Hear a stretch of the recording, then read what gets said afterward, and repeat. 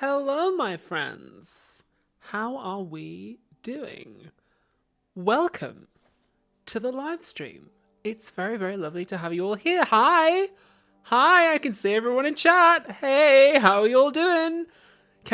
Somebody says, is this also going to be one take? Yes, this entire live stream is going to be performed as one uncut take with no edits. It's one continuous live performance. Welcome. Haha. Good to see you. Check in with the sound. I've been messing with my settings, so make sure you check in with the sound, please. Can you hear me? Can you see me? I've been messing with the bitrate and I'm so nervous. You know what I'm like with streaming technology. I'm just like, just please work. Can you hear like the music and everything? I'm just like, just please. Thank you so much to Sadie K. Weekends for that super chat. Thank you for the encouragement. I'm doing my best. You know what I'm like with frickin' live stream technology and rotating the PDFs. I'm doing my best. Anyway, hello. Okay, great. There is music, I think it's just very quiet. Yeah, there is. It's just a really quiet track at the moment. Don't worry, it'll appear later. Well, hello. Don't worry, the music will get louder on the next track. We'll keep checking in with that.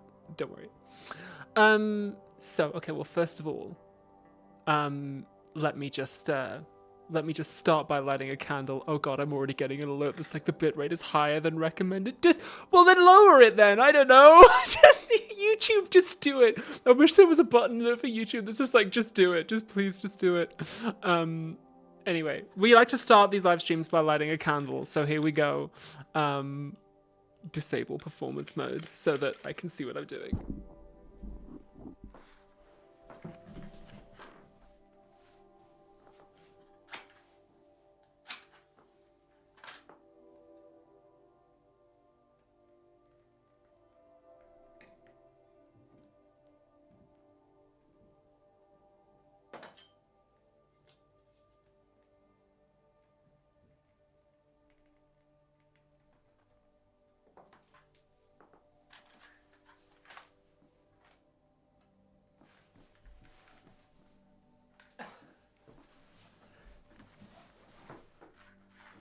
Yay!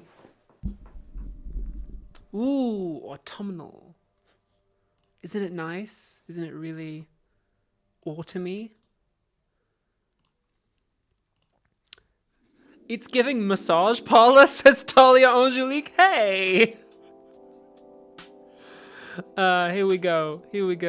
Oh, thank you, friend EXE. Says I love your makeup so much. Thanks so much. That's nice. And people like the outfit too. Yeah, this is my Has-Been Hotel muscle shirt.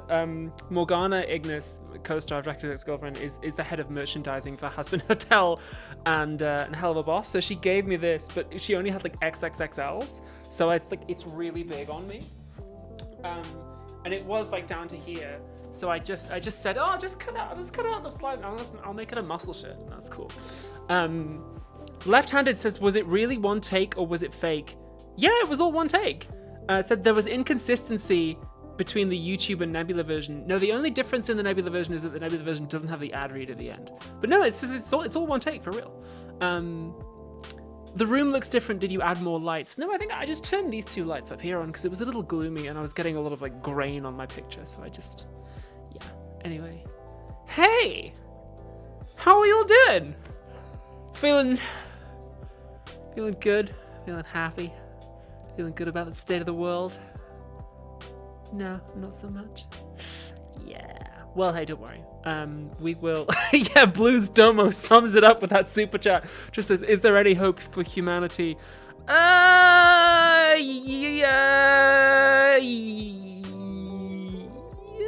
There never was much hope. Only a fool's hope. But hey, people screaming, crying, shitting, throwing up. Yeah, feeling horrible. Yeah. Well, hey, I tell you what. You know what? We're all still here. We're all having a good time tonight, at least. We'll have a chill time. We'll have a relaxing time. And we will talk about the previous episode of Philosophy Tube how we made it, which is kind of exciting because this one was a weird one. My neighbor upstairs is building a wardrobe again. He's built a lot of wardrobes this week. I think he's just moved in. Likes to hammer furniture together, does my upstairs neighbor. Well, maybe we'll hear him a bit more over the course of the stream. It's time for the world to be even more normal. Yeah, it is. So hey, if it's your first time watching one of these live streams, then welcome. Good to have you here. We like to keep things chilled out. We like to keep things relaxed. If you super chat me, I always do my best to shout those out and to read them. As always, if you're going to super chat me, probably best to send a short comment, because if you send like an essay question, then it's going to take me ages to get it, and it's like, it's not going to happen. So anyway, hot neighbor arc, says Dilaka. No, I've met him and he's like, I don't want to be mean to my neighbor, but he's not super hot. But I do have a really hot neighbor in like a couple floors above me, who is like smoking hot, and he helped me hang a few mirrors in my flat, and I was just like, damn. Like, and sometimes when I bake like cookies and like cakes and stuff, I share them. I take them upstairs to him, and I'm just like, have some of my cookies that I made, and you can share them with your girlfriend. But anyway. I do have a hot neighbor. I didn't say this one was Uggo. No, he's not Uggo. He's just he's not really my type, you know. He's just not super hot. Also, my upstairs neighbor, I'm so sorry if you're watching the stream, which I don't think he will be, but you know, you never know. Anyway.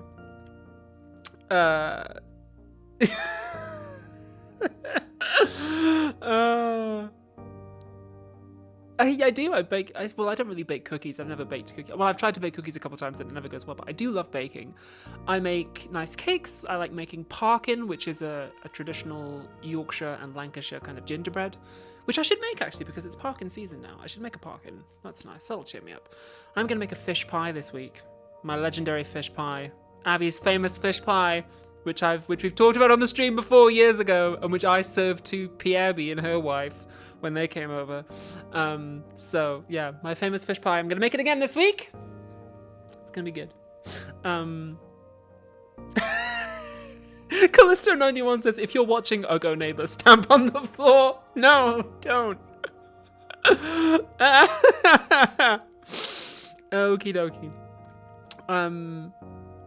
Well, hey, I tell you what.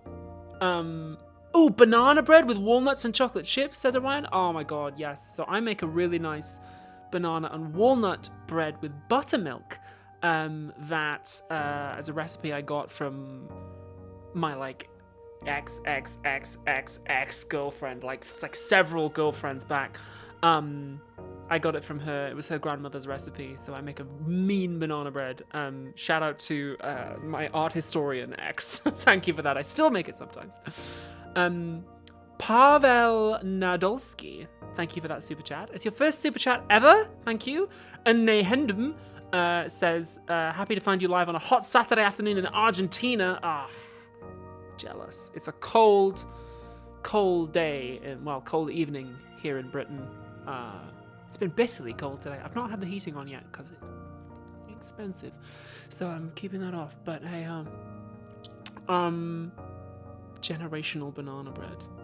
Yeah. Leia Shrey says, I'm making ciabatta bread now. Ooh, that sounds nice. Nice. Heck yeah. Something else that I got from that same ex, another recipe, was buttermilk biscuits, like Texas biscuits. She was from Texas. So I learned how to make like biscuits and gravy biscuits, American biscuits, we would call them. I learned how to make those too, which I haven't made in a while. Should try that again. Those are good. And I make a really nice pecan pie. The recipe for that I got from Casey Explosion. And I make a nice chocolate tart. And I make chocolate coconut caramel bars, which I got from like my high school girlfriend's mum. So there's a recurring pattern of getting recipes from ex-girlfriends. I have a lot in my recipe book. I have one, my university ex, who I had dinner with the other night, who we're still friends. She does a mean lamb. She does really nice lamb. So, Chris Omaregi says, do you know if the UK is autism friendly? I wouldn't really know what to look out for. I'm not aware of it being overly friendly to anyone, though. Opinion on public vouchers, says Fazboy. I don't really know what that is. But thanks, it's your first super chat. Anyway, why don't we talk about the previous video that I made? Sola says, how many exes have you had? We'll be here all night. I've had many. I've had a lot of, very lucky to have had very many wonderful relationships in my life. Anyway, let's not talk about that. Let's talk. Most of them were good cooks too. Some of them not so much. But yeah. Anyway, let's talk about the previous video that I did. It was called TikTok versus Democracy. And that was my first go at a title as well. That was my first attempt at a title. I was like, oh, I had a few in reserve. Because, you know, sometimes I like to play around with the title and the thumbnail just to optimize it. But it did pretty well. So I'm like, okay, great. Awesome. I have 3 criteria. When I make a video, I have 3 criteria that I judge it by.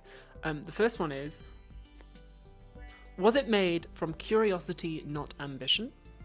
And in this case, yes, I think it was. Actually, it started off being about something else. It was originally going to be about accountability and the way that organizations are set up to avoid accountability.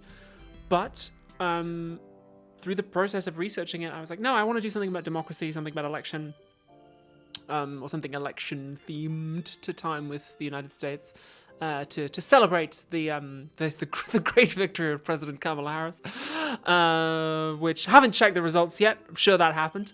Haven't checked, won't be checking for 4 years. Eliza Wheeler says latest video felt very season 2-ish. Yeah. So my first criteria is, was it made from curiosity, not ambition? Yeah, gonna give it a check for that. The second criteria was it made out of compassion for myself and others?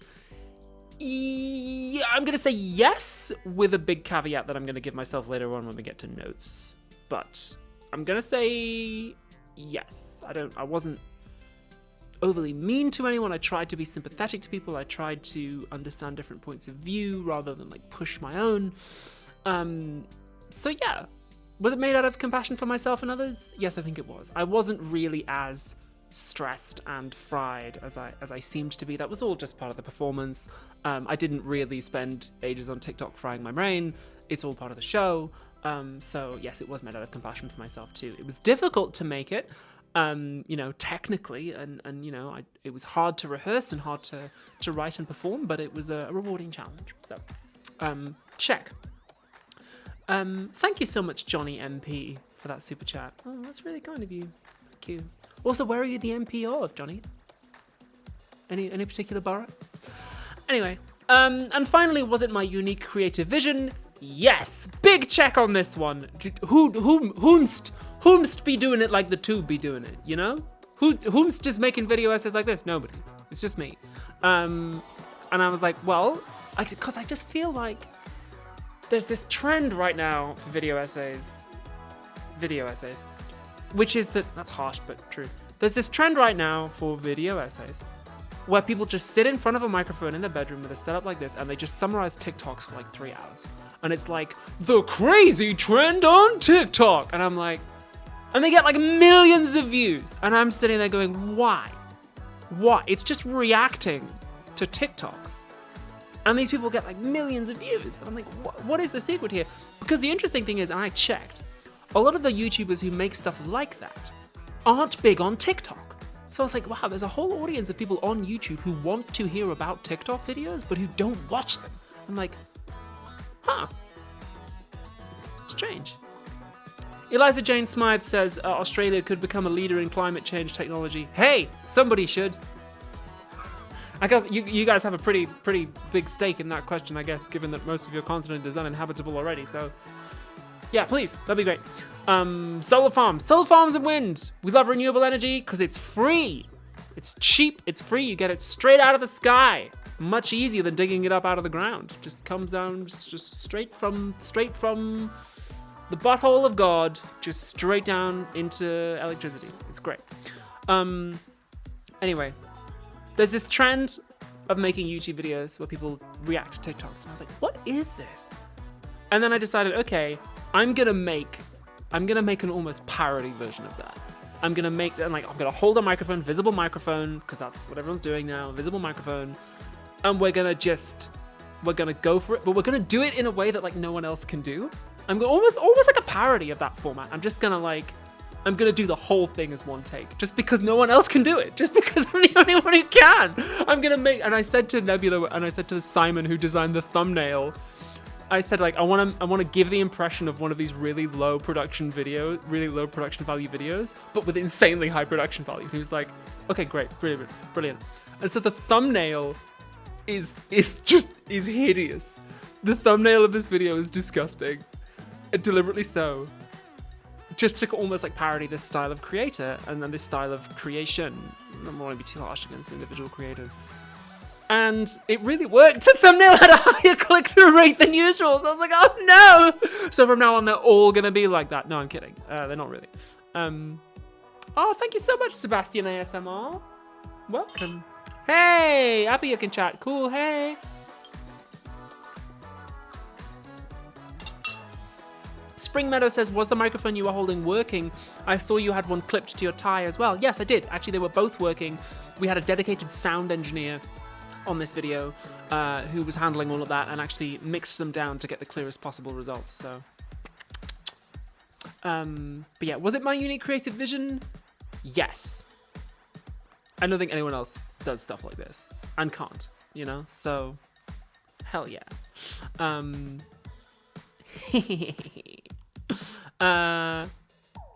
So we did actually do it. We did actually do it in one take. It's not fake. It is real. Thumbnail face says Orgporg. It really is one take. And we did four versions of it.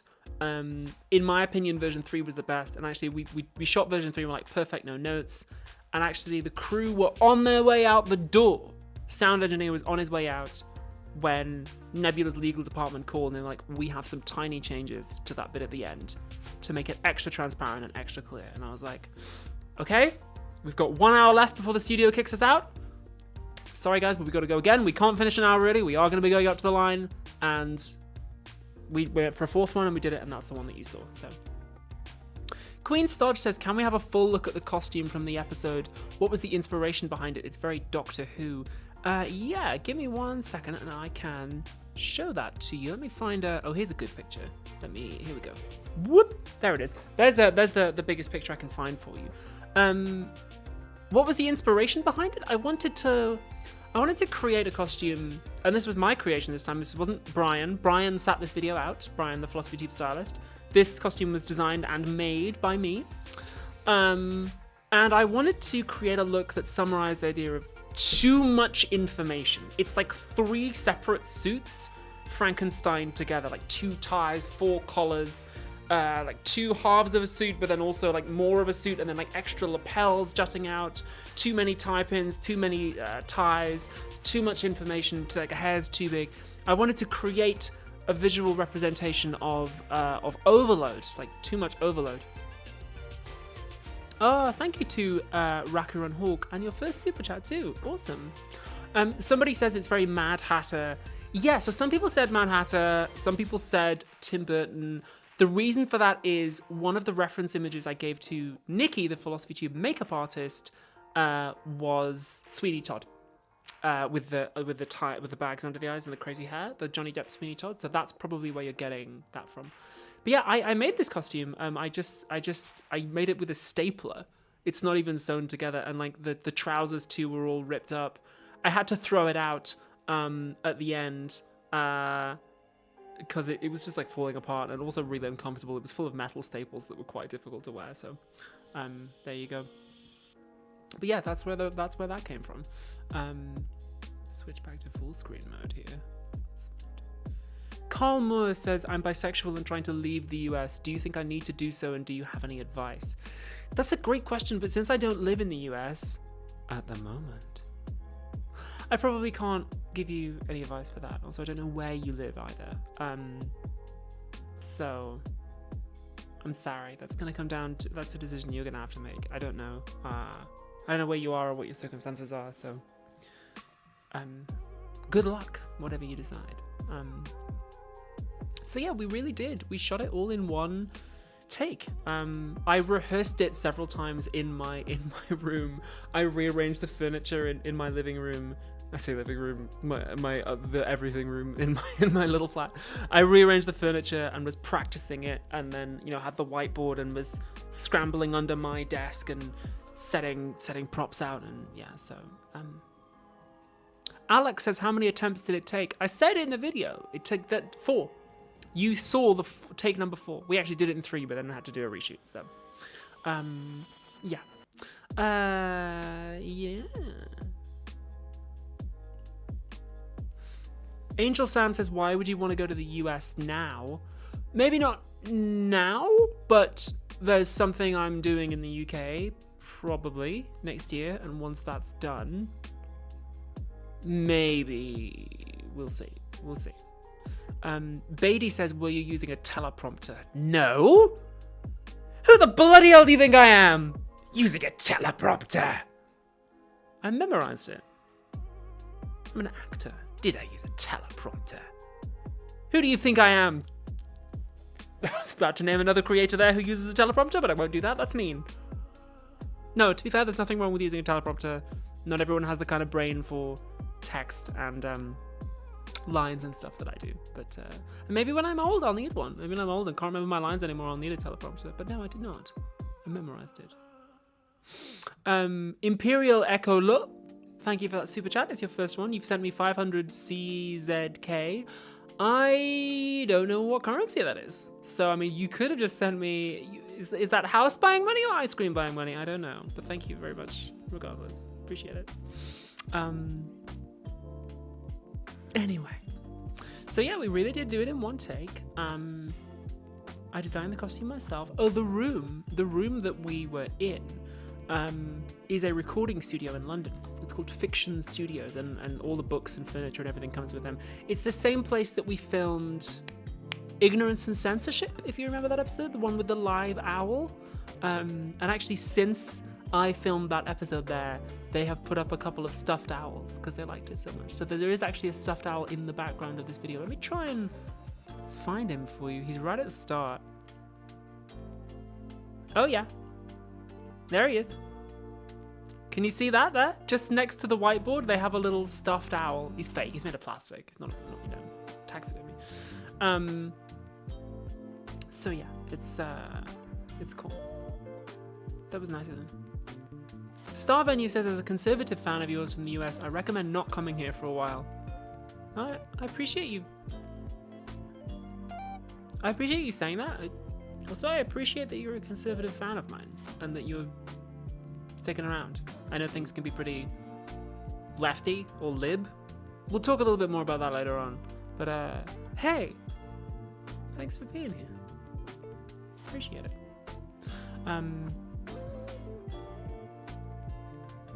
What else have we got? I mean, I appreciate you all being here, but I especially appreciate the people who stick it out when I probably don't say things that they want to hear all the time. I will say that the camera crew and the lighting crew did an amazing job on this one. Everyone did so good. So, yeah.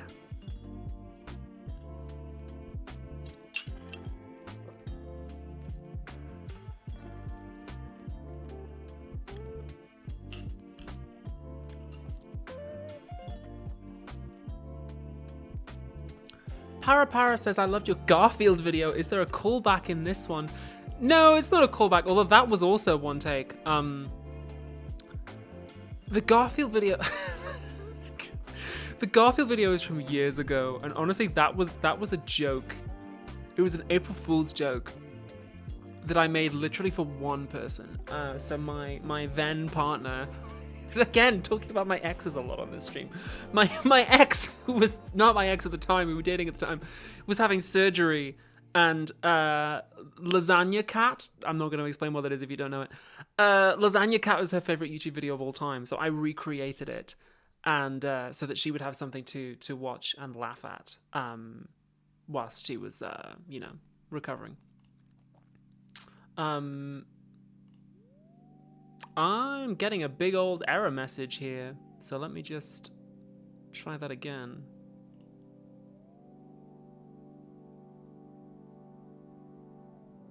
Oh, did we drop out there? Did we drop out there? Or are we back? I think we're back. I think we're back. I don't think we're over.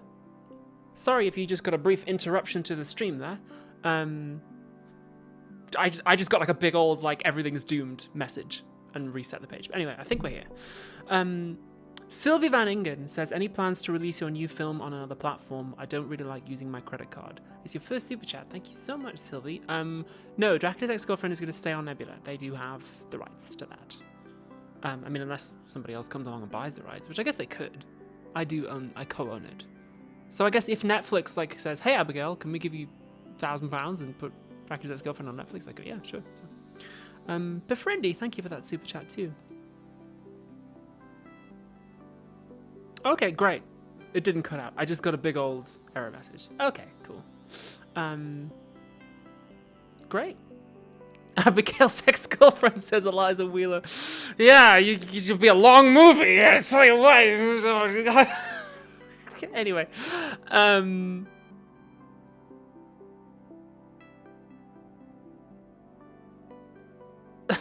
Jordan Lindsay says, lives in California, partner of a trans woman. Let me stress, no random hookups, no going places alone and carry a knife. I mean, I'm from Newcastle. You don't have to worry about that. No, actually, I should stress, I do not carry a knife. That is a crime in my country and very dangerous to do. Sorry about that. Thank you so much to Cassidy Escalus for that super chat. Watch Ian Danskin's video on the origin of conservatism, state of nature. Apart from your Kant video, have you got similar ones? Yeah, loads. We did one on the state of nature a while ago. It was called The Hidden Rules of Modern Society. It was about the state of nature. There you go. Woo! What else? Oh yeah, now I can tell you about the research. So why don't we chat a little bit about the research for this video?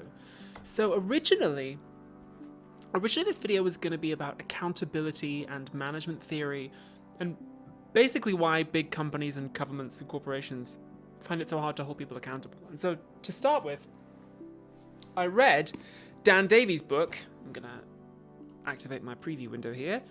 The Unaccountability Machine, which I really liked. This is coming with a 2 thumbs up. This is 3 thumbs up. Philosophy Tube recommendation. It's sick. It's really good. If you liked my video on the NHS, this would be a good one to check out. It gets quite technical and quite into the details, especially in the middle section. So it's tough going at times, but keep with it. Yeah, highly recommend. Seriously good. Probably will be cited in multiple future videos. It's one of those ones where it's like, this is going to come up a lot. I'm going to keep coming back to this.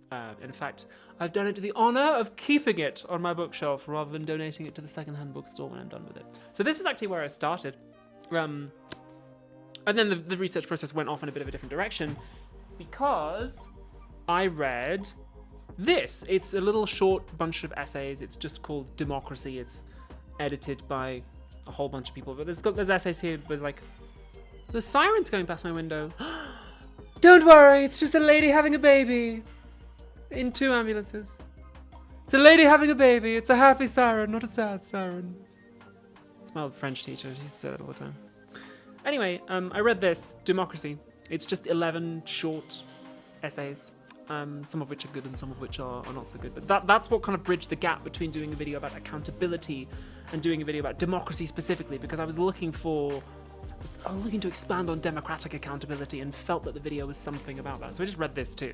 I was like, oh no, it's about democracy and election and okay, yeah, let's do like an election one. Oh yeah. Then I read The Wannabe Fascists by Federico Finkelstein? I read The Wannabe Fascists, this guy. This one, let me open my notes on it. It's interesting. It's pretty accessible. It doesn't overstay its welcome, which is nice. It didn't tell me a whole lot that I didn't already know. But I've been reading about kind of political science and fascism and stuff for a few years now. So if you're not into like reading nonfiction and you want kind of like a general primer on what to expect, perhaps, then kind of recommend this one. He's a historian, so it's not like taking a sort of in the trenches view like another book might. It's definitely something academic, but it's pretty good. George, I'm afraid, what is it? George Hadji Dimitriou says, what does your writing process look like from research to final script? There is a whole documentary about that very thing, about the making of a Philosophy Tube episode, which you can find on Nebula. We made a whole documentary about it, which explains my research process in detail. So there you go. So yeah, it's pretty cool. Yeah, I'm giving it a 1 thumb up. 1 thumb out of 3. Maybe 1.5. Well, it's not 0. Yeah, I still kind of recommend this, but like, you know, yeah, if you've got time, kind of a thing. Rather than like, check this out now. I will say that I've got one more for you, which was a digital copy. So just picture it in your mind. It's called Memes to Movements by An Jiaming. Really, really good book. I really enjoyed reading it. It compares memes in politics between the US and Hong Kong, and I found that to be really interesting, really insightful, kind of a compare and contrast of these two quite different digital cultures that nevertheless overlap. I found the insight into Chinese social media fascinating and really, really interesting, and very useful. That's why there's the llama and the crab in my video. It's a Chinese social media meme. If you get it, you get it. If you don't, I won't explain it. But that's where I picked up on that from. So highly recommend Memes to Movements. Giving that 3 thumbs up. And then the big one, I mean, I also read lots and lots of articles. The full bibliography is under the video itself in the description, as always. But then the big one was The Age of Surveillance Capitalism by Shoshana Zuboff. This is one of the scariest books I've ever read. It was frightening. It was eye-opening. It's, as you can see, very thick. It is thorough. I would say it's as thorough as like a Das Kapital, except it was written in the 21st century, so you don't at least have the language barrier. It is really in-depth and builds a very strong case, and I really found it very compelling. Terrifying, but very compelling. It's one of the best books I've read that's just like, here is the moment we are in right now. Thank you, Microgatos, for that super chat. It's like, here is the economy we are in now, and also here is the story of how we got here, which is fascinating too, because it shows how things could have gone a different way. I mentioned this in the video when I said we landed here more or less by accident. Contingent might have been a better word to use there, because she goes into the history of Google and the developments that went on and the people who were working at Google at the time that they were developing targeted advertising. And it's easy to see like, oh, we could have gone down quite a different path. There were opportunities here where things could have developed differently. So yeah, really interesting. Highly recommend it if you've got the brain space and the time. It's very tough and technical, but like 3 thumbs up. Excellent. Very good. Oh, thank you for that super chat, Kel, who found me through Kill James Bond. Hey, awesome. Welcome. EP Maya says you should do a yearly wrap-up of the favorite books you've read. That's a good idea. I'm thinking about... Don't hold me to this, because I'm just thinking aloud here. I'm thinking about doing a monthly podcast next year that's just going to be called like the bibliography or the reading list or something. I think I'm probably going to make it a Nebula exclusive podcast where I just talk about like, A, here's the stuff I'm up to right now, and B, here's the books I'm reading this month. And it would be 20-30 minutes long, tops. So yeah, I'm thinking about doing that. Just more book recommendations.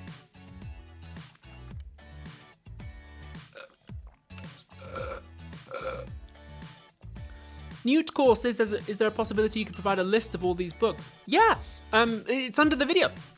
Everything I read for the video is always listed underneath in the bibliography in the YouTube description. This is just like the highlights, basically, the big things in my research process. I had a lot of flights back and forth when I was in the US for the Dex premiere. I was reading The Age of Surveillance Capitalism, so yeah. Catherine Deutsch says, I read the Capacity Contract on your recommendation. Hey, nice. Thank you.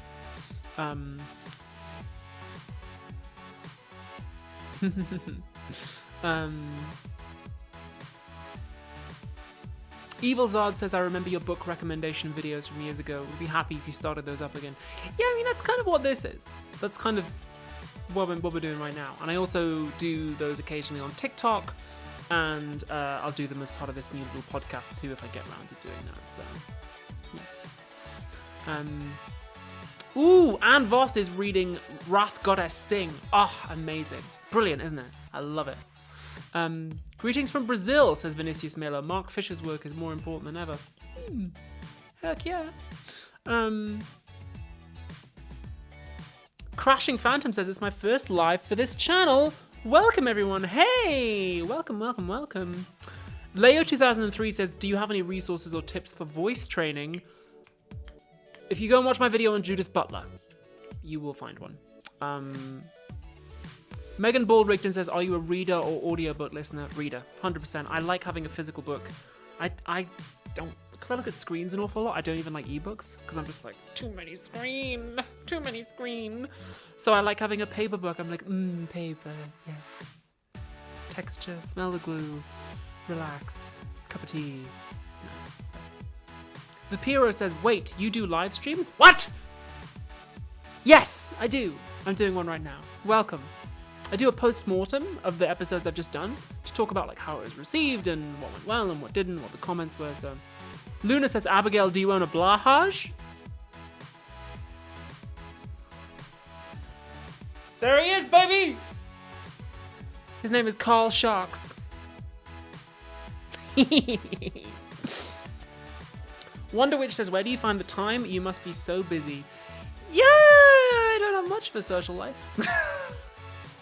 All those ex-girlfriends aside, I don't have much of a social life. Also, I do a lot of traveling, take a lot of trains, planes, not really automobiles, but yeah, a lot of long plane rides, so need something to do. I also read really, really quickly.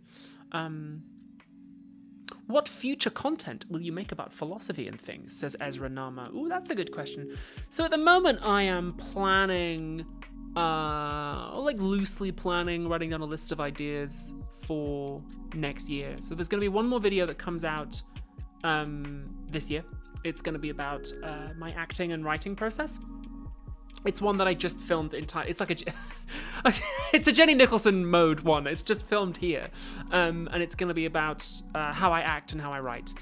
Because some people ask me about that. So not a kind of main philosophy tube episode, just a more like hey, here's some content. So I'll talk about, how I create characters and all the rest of it. Thanks so much, Teddy Saxbang, and I really didn't want to. And then YouTube cut your screen name off, so for your super chats. Recommendations for queer media. If you go back and watch the last live stream, I make a whole bunch on there. Let me finish this thought. So right now I'm planning a couple ideas for next year's videos. Don't hold me to any of these, this is just what I'm curious about, but I think I want to do one on nihilism. Probably want to kick off with one on nihilism, maybe. I'm reading about it at the moment. I think I want to do one on religion.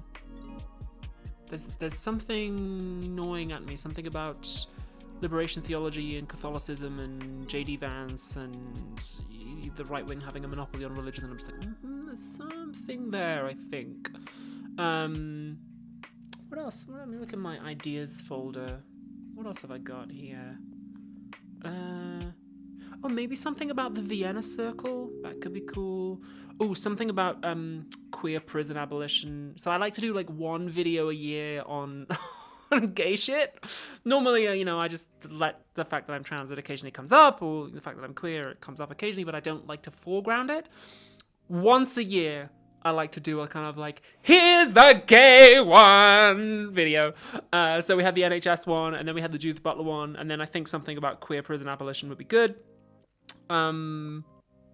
Yeah, that's probably enough to be getting on with. Maybe something about vulnerability online. I'm writing something about that that's kind of a weird one. It may end up being a play instead, but we'll see. Yeah, we'll see. These are just some thoughts I'm having, just things I'm interested in. Mosh Jonathan G says, thanks for introducing me to phantasms. Hey, thank you so much. These questions are really long. I can't read them in time because chat is too fast. Any tips to practice self-discipline?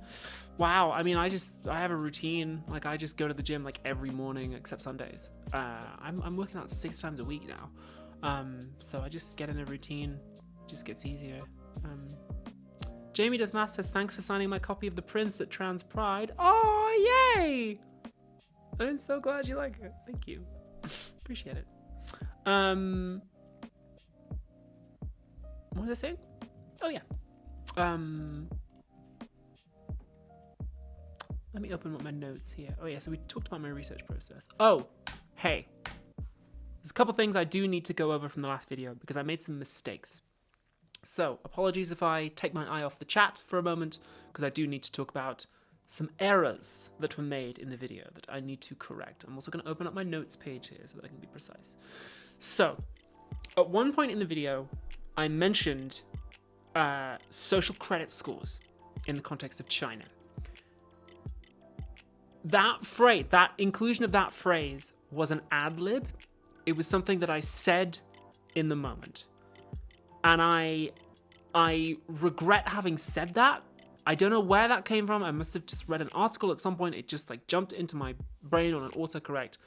But it was dumb. It was really, really dumb. Because I'm not a big fan of the surveillance that the Chinese Communist Party does, or indeed that any government does, Western or Chinese. But just dropping that phrase in there was potentially really, really misleading, because Chinese social credit score has been reported on in very alarmist and misleading terms in Western media, which is presumably where I picked it up at some point. And so just dropping that in there without qualifying it was foolish and potentially very misleading. So I want to say a few things. Firstly, I'm sorry for doing that. Errors like that will happen because it's like one 40-minute uncut video and it's kind of loosely scripted.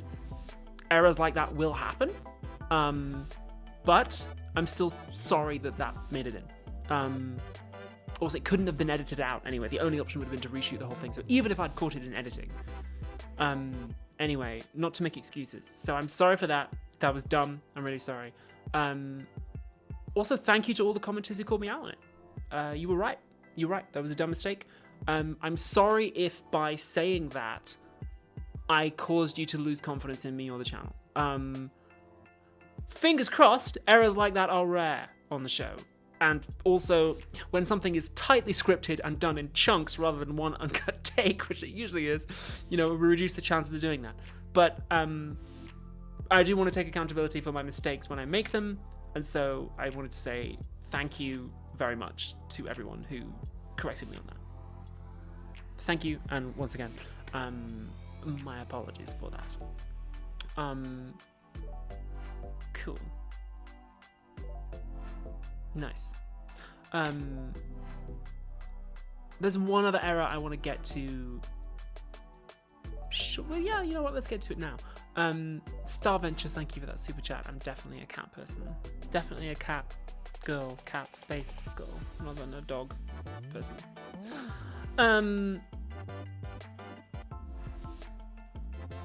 Is it a weakness of the one take format, says KBZ? Yeah, like it's, yeah, I think it is.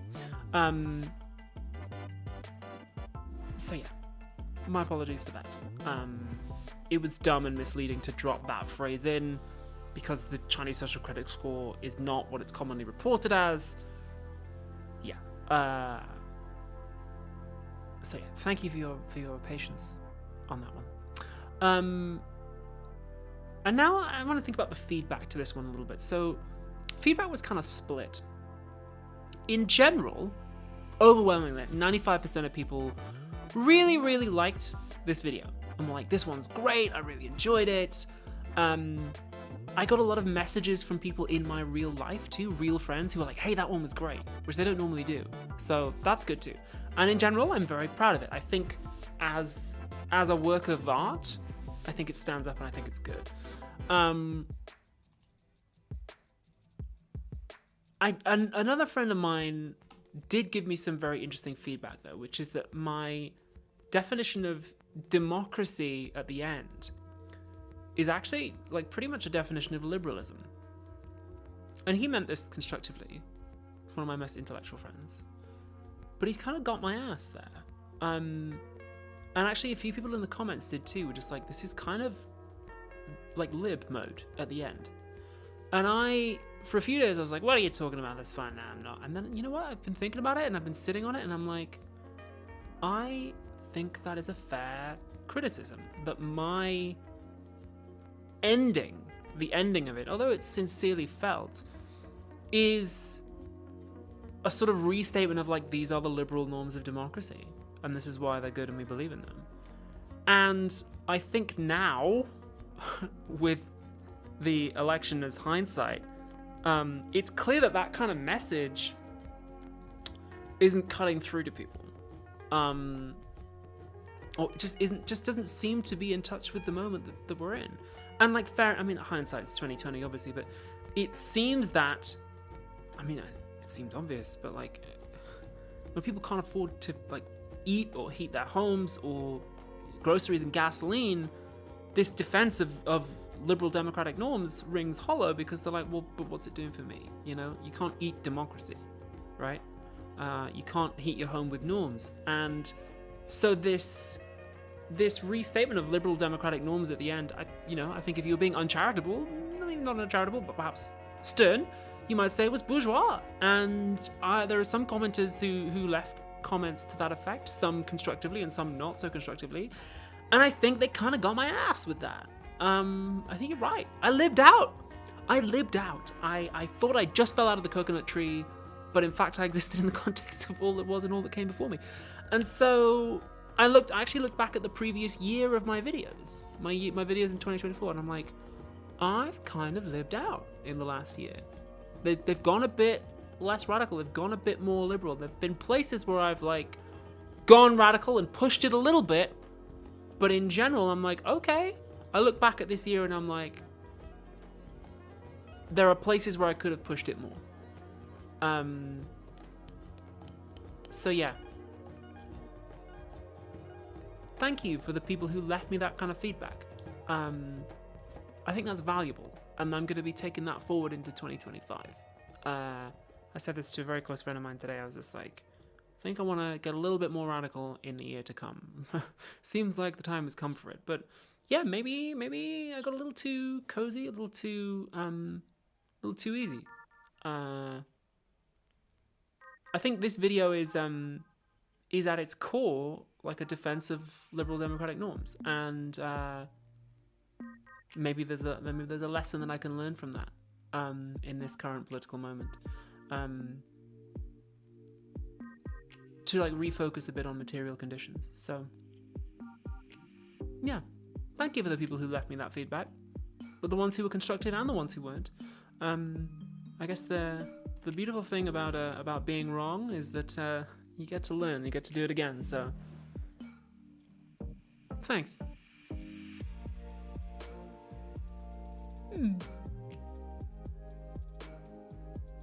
Hey, Leo LeBeau says, first time on stream, never thought I'd see it happen. Hey ho, thanks.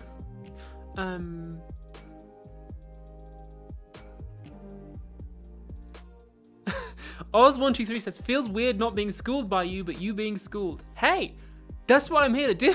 Like, gotta learn. You gotta learn. Like, I've learned a whole lot from my audience over the last few years. So, yeah, time to learn.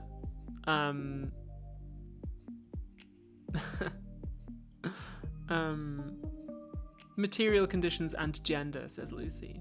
Hell yeah.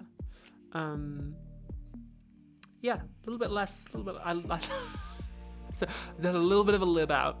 Not too much, I didn't do like a full lib out, but hey, okay, fair enough. Point taken. Thank you for the people who left me that. And yeah. Learning is a lifelong thing, we think, says Greed Bun. Hey, that's what this channel's all about, so Miranda from PR says, come to Transistors next Saturday. I'm the new hostess. I don't know what that is. Sirens again. Lady having a baby, don't worry. Happy siren, not a sad siren. Also, like, I mean,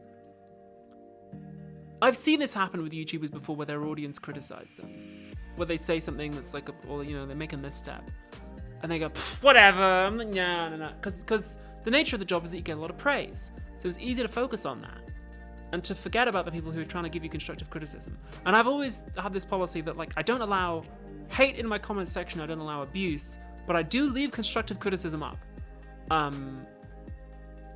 And I feel like it's up to me to take that on board, because otherwise you just get, like, so out of touch, you know? Especially around things like this, especially when I'm trying to help people and teach people. That can't always be a one-way thing, because otherwise, you know, you get successful and successful and successful, and then you're not a part of it anymore, you know? You can't teach because you can't learn. Hugh Caldwell says, Pale Fire and Ardor are fascinating but very tedious as audiobooks. Would you ever do a podcast adaptation or analysis or something like that? Yeah, so I would say they're not great as audiobooks, because Nabokov is better on the page. Funnily enough, again, back to Abby's ex-girlfriends, I tried to make an audiobook of Ardor once, which was extremely laborious, because if you've ever read it, you'll know the language is very dense and there's a lot of switching back and forth between different languages. It was a labor of love, because I was making an Ardor audiobook for someone I was dating, who, like me, was a big fan of Nabokov.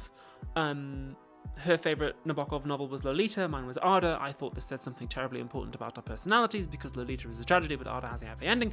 And so I tried to make an Ardor audiobook for her, an audiobook with, you know, music on each chapter, and it was really well produced, and it was beautiful. I spent hours and hours and hours. I got about a third of the way through, and then she dumped me. And so, no, is the answer to that. I'll probably not be making an Ardor audiobook. Alexander Garrido Lopez says, just hopped in and you were addressing my 2 pet peeves with the video. This is why you're my favorite YouTuber. Well, hey, that means a lot to me. Thank you. Appreciate it. Thank you for that super chat, Bran. That's kind of you.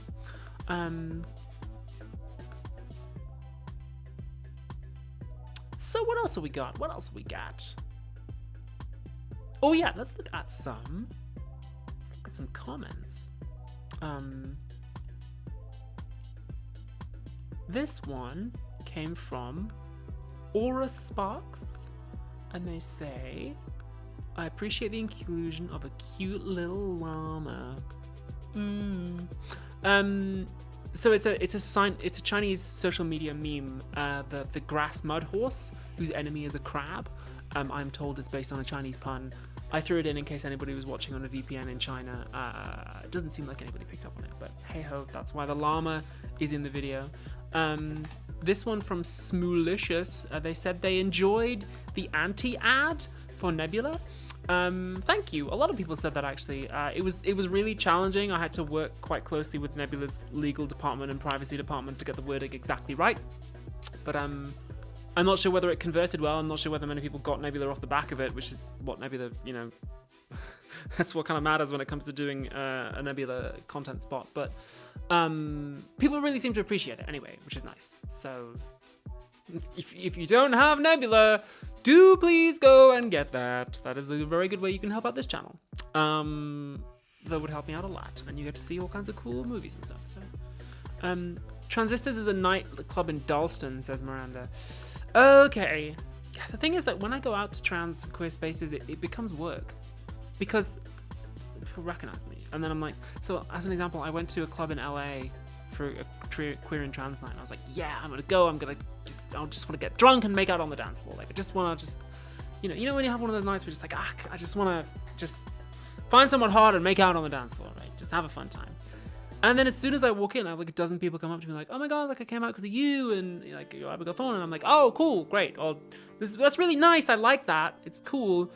But when that happens, I'm like, okay, now I'm at work, because now I'm not just here, the brand is also here, and the brand is my job. So I tend to avoid like trans nightclubs and stuff like that, and you know, there's other kinds of events around London I might like to go to sometimes, which I can't go to because people get weird. Not even weird, but like it just becomes work, and so I actually tend to avoid a lot of trans and queer spaces. I went on a date once to a trans strip club. I went to Harpies, which was great. I had a wonderful time. I was actually going on a date with one of the strippers who was performing. And I got recognized while I was there, which was really funny, actually, because a couple of people came up to me and were like, how are you doing? Like, you having a good fun? Like, how's it going? And then I was able to point. I said, oh, I'm here on a date. And they said, oh, great, how's it going? And I just pointed to the stage as this woman's panties came off over her heels and just went, yeah, it's going pretty good, actually. And that's my date. So yeah, that was kind of cool. Oh, hey, Trin Cyborg's in the chat. I will create you as a moderator. I grant you the power. Eliza Jane Smythe says, will you be doing a video about climate change? Yeah, I did one like back in season 2. Climate Grief, it's called. How many views do you get on Nebula, says Christian Tavine? I don't know. Nebula doesn't count those things. That's not how it, view count doesn't matter so much on Nebula. What matters is conversions, which is like how many people sign up to Nebula to see your stuff. So I don't know how many people signed up this time. I haven't dared to ask. Maggie Pie says, I love the nuance in your anti-content. Thank you. Brad Okamura says, trans strip club, is that not a sexual exploitation? No, it's run by and for trans people.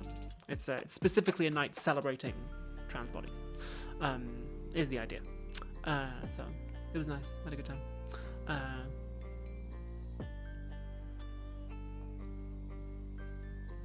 Oh, Jack Fennell says, I really enjoyed the behind-the-scenes commentary for Dracula's ex-girlfriend. Hey, thanks so much. I'm glad you like it.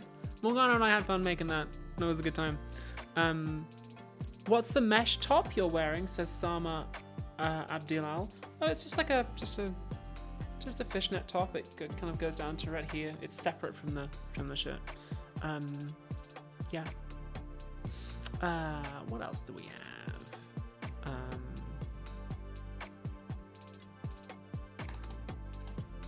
Oh yeah, so we had one from Stray Beast Den and Tana K, who said that they live in Russia and they really vibed with the description of learned helplessness as a response to information overload. And yeah, I'm really glad you did. That's awesome. I think part of the reason for that is probably that the researchers who I read who coined that term were basing it on data from Russia. So that's probably why you did that. The paper has like a really, really long name, but it's in the bibliography. You'll find it. But yeah, that's probably why you vibed with that, is just because it was about Russia. So, hey ho. Armin Cook says, I watched The Prince yesterday. It was really good. Oh, thanks, Armin Cooks. Appreciate it. That's really cool. Prince is going to be coming out on Blu-ray soon, I think, and it has a commentary track by me. I think it's on pre-order at the moment from the Nebula store. I think so. Yeah. Ori Avtalian says, I watched the video on Nebula, which doesn't have the extra ad for Nebula at the end. Yeah. This is a rare case where I think the YouTube version is actually better because the ad is included. Because the ad, it's impressive that it's still all one take, the Nebula ad. So, yeah, that's cool. Hey, I tell you what, why don't I also show you some fan art? We've got some great fan art for this video. This one is from Midnight 2718. I love this. It's really, really good. Just she gets the touch grass at the end. Isn't that nice? Isn't that sweet? It's beautiful. This. It's really nice, like really creative. I love the facial expression too. It's really nice. Thank you, Midnight 2718. Rainy Night on Instagram. So lovely. Axiom Delver asks, does The Prince have subtitles in other languages? No, I don't think it does, because it would be very difficult to translate the poetry. So you couldn't just like machine translate it. It wouldn't work. Hugh Caldwell says, does The Prince have AD for the blind? I don't think the recording does. We did a couple of performances where it did, and we did a couple of sign language performances. But no, I'm sorry, I don't think so. I don't think the recording does.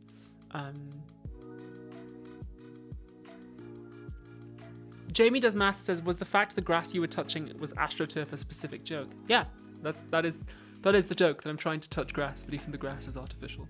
And also it's kind of a stealth pun on AstroTurf too, which is a term in disinformation studies, so.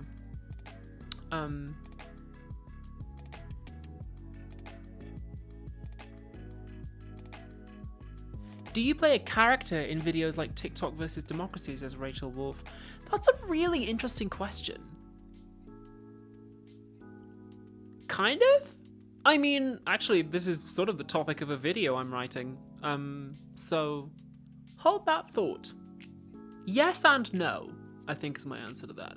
I think that might end up becoming a whole video, Rachel. In fact, I just met yesterday with somebody who I might want to help with that video. So, yeah. We also have this one from Princess Waluigi Fuck, one of our regular fan artists. Amazing work as always. Princess Waluigi Fuck, so good, so cool. Just the fact that, I mean, you've chosen such a wonderful, like, the fact that she's upside down is such a nice way of conveying confusion and upset, like things literally being topsy-turvy. It's just I just love the way your brain works, Princess Waluigi Folk, when you come up with these ideas. It's just so, it's so nice. Like, look at this. It's beautiful. It's beautiful. You're so talented, Princess Waluigi Folk. Like, Princess Waluigi Folk, I know you watch the streams. Do you work as an artist professionally? Because I mean, I think that you should. Yeah, I think it's fantastic. This, the colors too, the magenta under the eyes. Like, you're so talented. Like, seriously, all the fan artists are. But yeah. Seng Chan says, Abby, speaking of libbing out, do you worry how your acting career connections limit your ability to critique the industry on Kill James Bond? Only to a very minor degree, because Kill James Bond is primarily a kind of movie review podcast. It's primarily a kind of like entertainment product rather than a sort of serious educational effort. So to an extent, yeah, maybe. There might be some things that I'm biased on, but I guess I would always do my best to sort of call them out. At the moment, anyway, I feel pretty comfortable with that, you know? Because like, not everything has to be just serious leftist analysis, so sometimes you can just be like, it's a movie, you know? Sylvia Foxcobb says the Prince was worth the Nebula subscription alone. Che Walker was amazing. Yeah, Che has a new musical on in London, which I'm going to go see, I want to say next week. It's called Burned Up Love. It's on at the Finsbury Theatre. I'm going to go see that next week. Yeah, Che's got a new show on, so Che's fantastic. Oh, hey! Just let me check something. I think something's just happened. Something cool has just happened. But I just want to double check it before I celebrate. Oh my Gideons! It has! Live Philosophy Tube reaction, live 1.6 million subscribers. This must have happened in the last few minutes. Last few hours. Wow, 1.6 million subscribers. Whoa. Wow. Philosophy Tube has hit 1.6 million subscribers. Just in the last, must have been today. Wow. 1.6 million.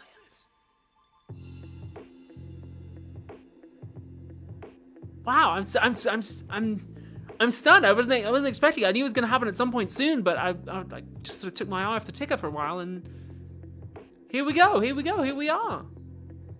1.6 million. I'm so glad that you're here live to experience this. Wow, that is unbelievable. Wow. 1.6 million people.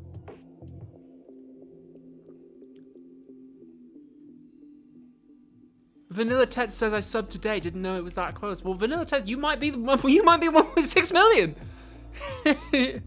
Wow. Oh, whoa. There's sirens outside. People are having babies to celebrate. Lady having a baby, don't worry. Lady having a baby in a police car. Thank you, Pavel Nadolski. That's a small country. That's more than the population of my state. Hey. That's awesome. I subscribed today. See you in Argentina. Also sub today. Hey, all right. Wow, that's so...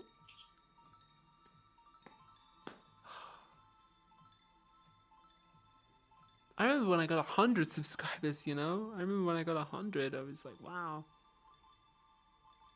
I remember when I got 1 million too, I was just like, wow, this is a real thing. And now 1.6 million? Wow, are we gonna hit 2 million? I remember back in the day, I used to say I'll retire when I hit 1 million, and now I've still got so many video essays to write and things I want to say and things I want to do that, like, wow. Here's to 1.6 million more, says MS. And it's your first super chat too. Thank you so much. Axiom Delver says it must feel surreal. Yeah, it does. That's half of Wales? No way! Whoa.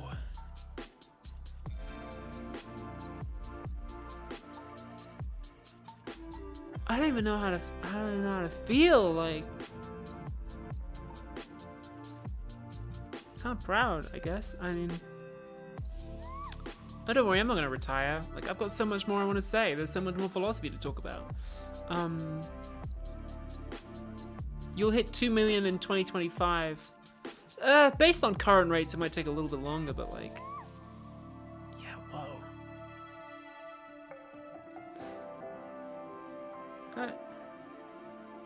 I'm real grateful. I think next year, 2025, Philosophy Tube will be what, 11, 12 years old? I'm real grateful. It's funny, I've been lately I've been comparing myself to other YouTubers a lot. And the ones I've been comparing myself to are all like the 3-4 million bracket. And then I sort of had a bit of a revelation recently where I was like, I'm making a very different kind of thing than them. I'm making a very different kind of thing than most people, even most video essayists. And I want to keep pushing myself. I want to keep making weird shit, stuff that doesn't work on the algorithm. I want to keep pushing it.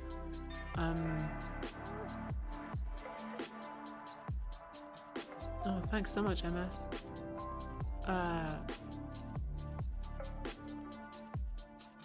Left-handed says you've almost passed H-Bomber guy.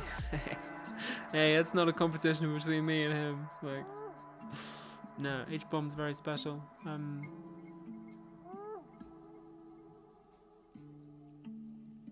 Heck yeah. We love your weird shit, says Acrid. Make it weirder, says Esther Alter. Yeah. Yeah, I'll do my best. But wow, I mean, I feel so lucky. I'm really grateful. Denny Schulz says, what's the best way to reach you for professional inquiries? My business email. You'll find it under the videos. Or I think in the about section of my YouTube channel listed too.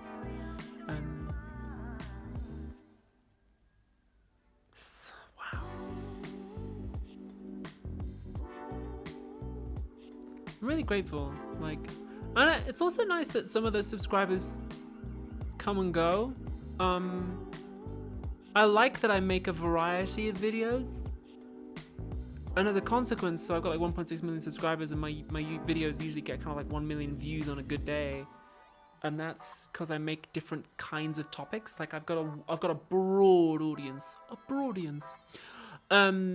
And so sometimes, like, you know, 500,000 people might tune in to be like, oh, what about democracy? I'll do that. And then I'm like, they'll skip the next one, and then they'll come back. Like, I like that. I used to not like it, but now I'm just like, that's really cool, actually, that like I've got a broad audience. So, Heck yeah. It's really nice. Thanks, everybody. Thank you, Evizard and Bookworm, for those super chats. Wow. 1.6 million subs.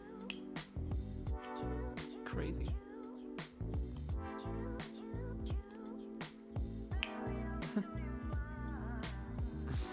An audience of broads and dames.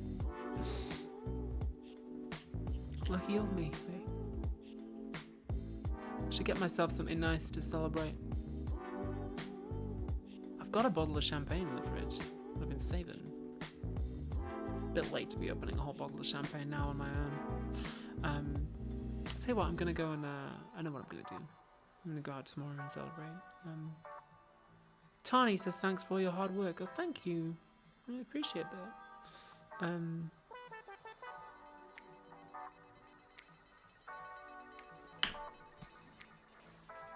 Thanks, everybody.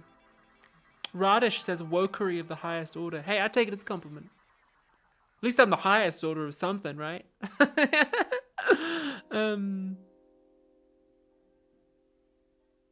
Oh yeah, Armin Gook says, how did the last video do numbers-wise? I was just about to go on to that. Thanks for reminding me. The numbers on this one, pretty good. Pretty darn good. 600,000 views since it came out, give or take. Drove a bunch, 660,000 views, plus knocking on the door of 700,000 in the last 2 weeks. That's pretty darn good. Pretty darn good. Pretty pleased with that. Drove a lot of new subscriptions too. People liked it, so that's a good thing. It's a good thing. Really happy with that. Also, interestingly, Transphobia Watch. Dun dun dun dun dun dun dun dun dun dun. Good evening. This is Transphobia Watch. How much transphobia was there in the comments of the latest video? Not that much. Kind of almost none, actually, which was interesting. Not sure why that might be, but there was almost none. Hey, I'll take the reprieve where I can get it. I guess all the transphobes in the world were busy that day. They were doing something else. Not sure what. So heck yeah. Big Tony says, I'm a Trump supporter and I like you as a creator. Do you think that's weird? You know what? Big Tony, if you'd asked me that 2 weeks ago, maybe a bit longer, if you'd asked me that then, I might have said, yeah, that's weird. But you know what? I'm not sure I'd say that now. I think it might depend a bit on, what your reasons were. If you voted for him because you don't believe that people like me, because you think that people like me shouldn't be allowed to get healthcare, because I'm trans, by the way, Big Tony. But if you voted for him because you don't think people like me should be able to have healthcare, then yeah, kind of weird, a little bit. I hope you understand if that's not cool with me. But then I guess the feeling would be mutual, right? So, but if you voted for him because like groceries and gasoline are super expensive, then and like Biden wasn't helping you with that, then I get it. I mean, I don't think that Trump's gonna help you with that either, but I hope that someone does. Someone should help you with those things. So I guess it depends a little bit on you. And you know what, Big Tony, maybe you keep your reasons. I don't need to know. You don't need to tell me. But yeah, I guess it would depend on why. Nina says, what are your thoughts on people that voted for Trump? I guess I just gave you them,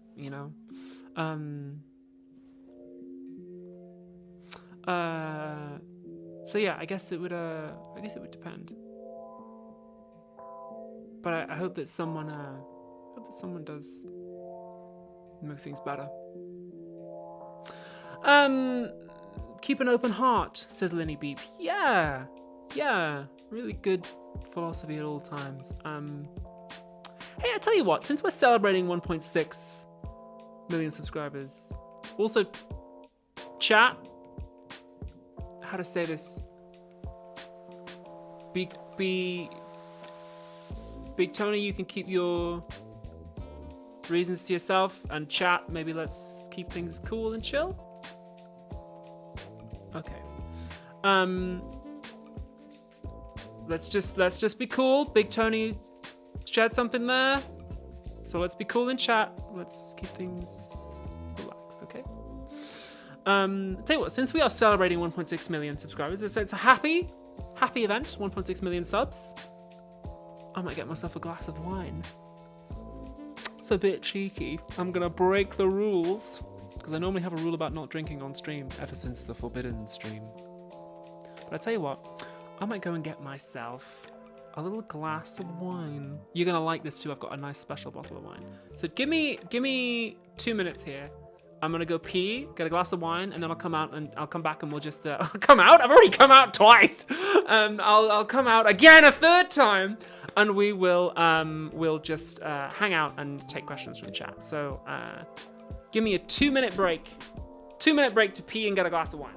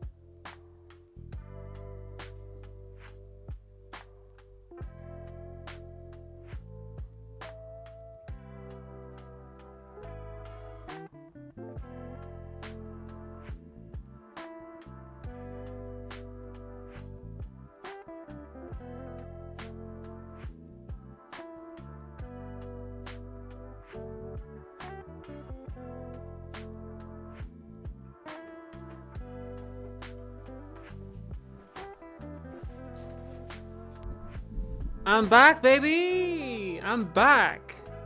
And I have some very special wine. It is vampire wine. It was a gift from Nebula at the Dracula's Ex-Girlfriend premiere. It's a Cabernet Sauvignon. It is Californian. And it is just called Vampire Vineyards. And it comes in a little cape. It's so cute.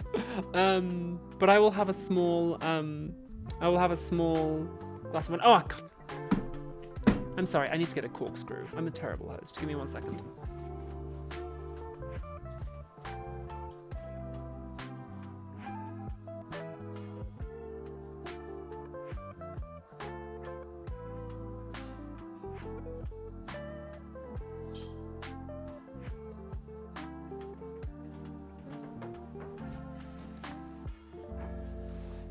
Here we go.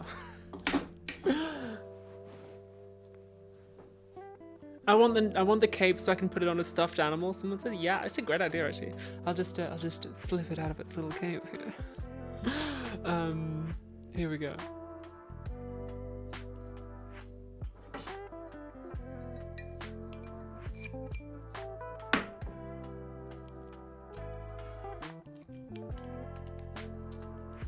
People want to know about the height of the doorknob. I think it's like a wheelchair accessible thing. Maybe, I don't know. That would be my guess.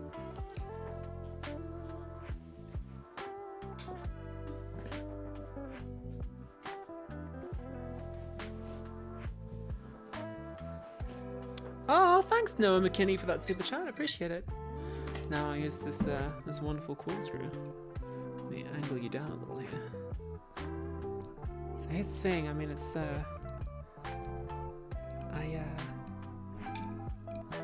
know, have experience opening bottles of wine and bottles of champagne from the old days. You know, you might not. Well, I did pick up a few skills in my time dating all those ex-girlfriends. Excuse me.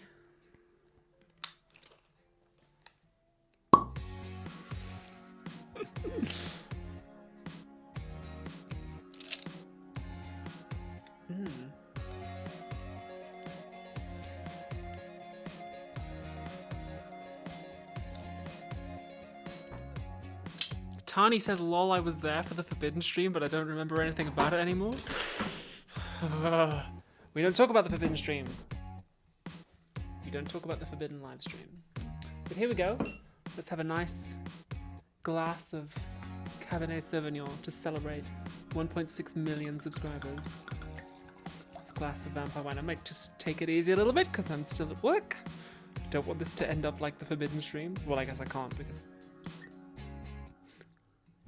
I wasn't alone for the Forbidden stream, but anyway. How does it smell? Says Dragonflies.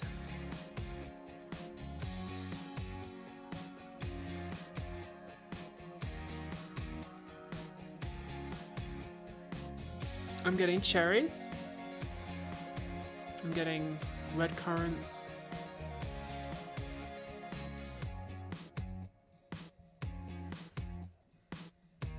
A little bit of like pepperiness. Let's see how it. Let's see what it's like in the mouth.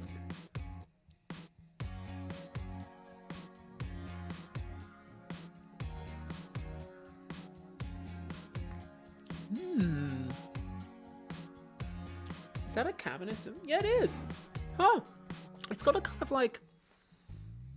It's got a smokiness to it. It's got a. Almost a little bit like a Pinot Noir in the middle.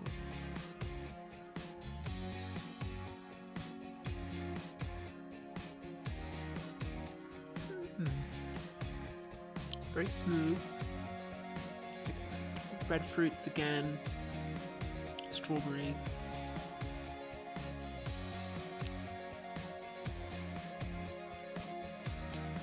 Sama Abdilal. You naughty thing.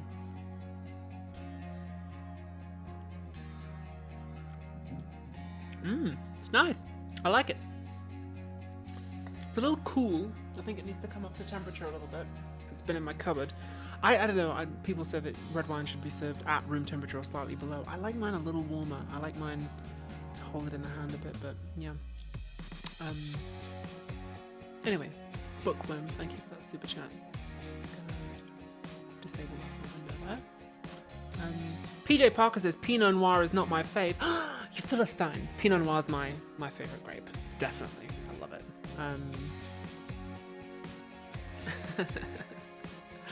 Anyway, why don't we hang out for a few more minutes while I drink this lovely glass of wine, and we'll just chill out. Let's not talk about the election.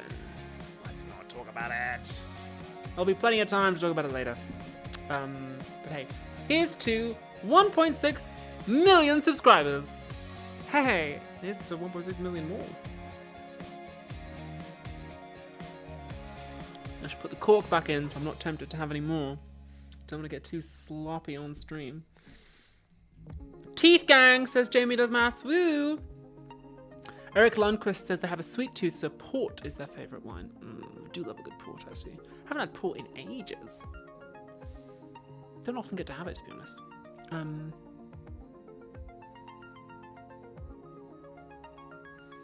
Vinny Beep says, could you share your workout routine? I mean, not the whole thing, but I have it's very complicated. I have a 6-day split now. I do shoulders, and then triceps and chest the next day. No, that's not true. I've already messed it up. I do shoulders one day, legs the next, triceps and chest, abs, biceps, traps, lats, And then on day 6 I do cardio, and then I have a rest day. So that's it.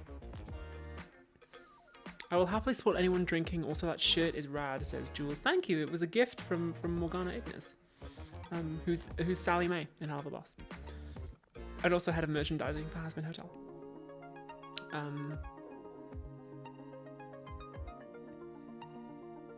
Dragonfly says, my workout routine is physical therapy twice a week. Oof.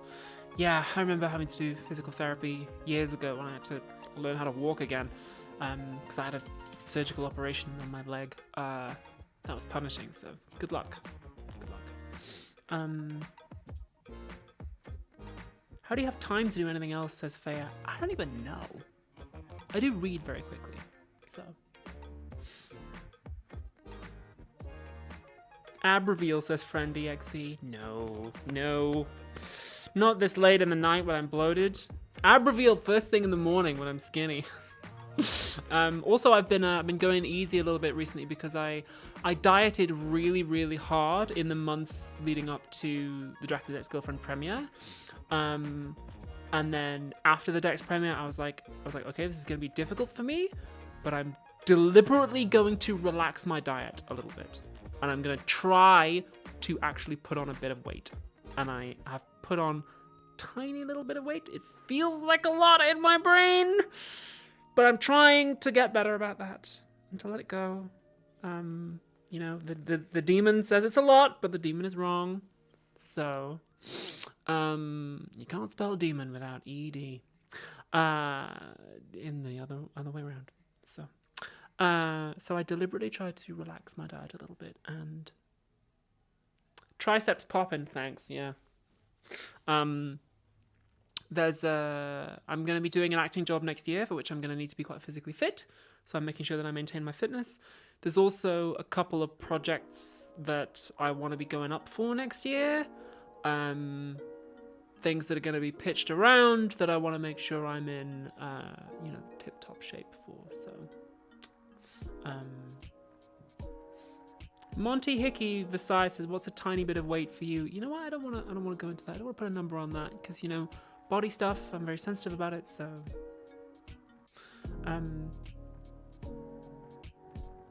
philosophy of moving to when a country is struggling is a cool future topic. Lots of strong feelings around it. Yeah, you know, maybe I'll make a video about that someday. We'll see.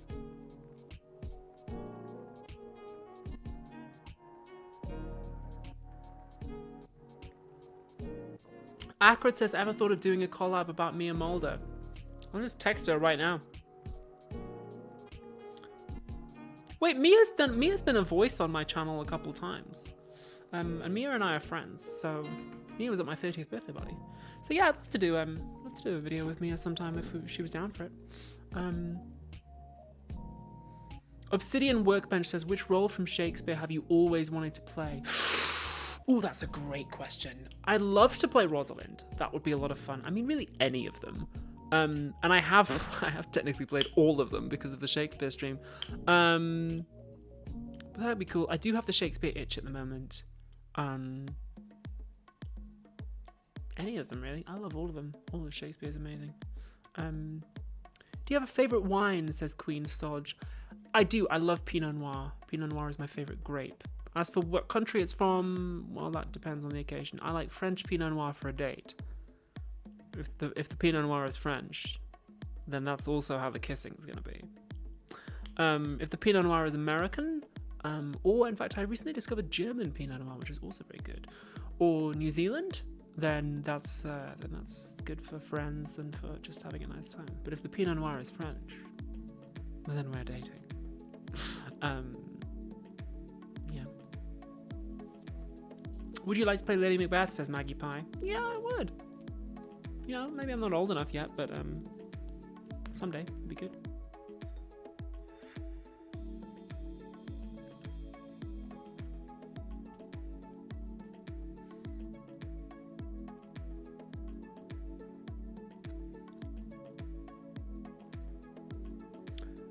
Mira Canova says, does your YouTube career come up in acting auditions? Does it help or on the contrary?